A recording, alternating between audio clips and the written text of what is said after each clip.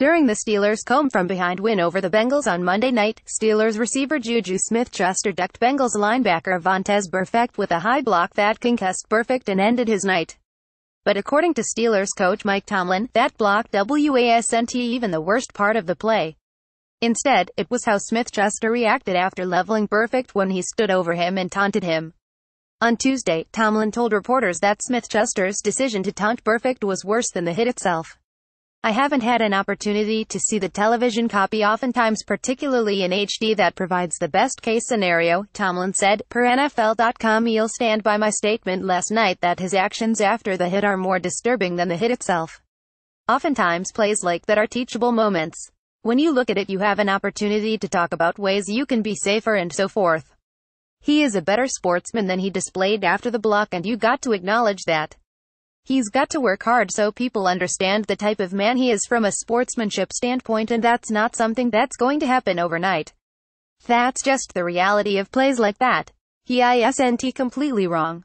The block itself was bad, but at least he was trying to help his team by taking out burfict, though there's no question at all that hitting burfict that high and that hard was completely unnecessary. But Smit schuster made the situation a million times worse by standing over burfict and taunting him.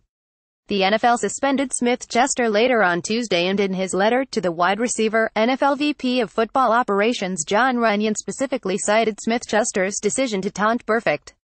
"You are suspended for the dangerous and unsportsmanlike acts you committed during the fourth quarter of last night's game.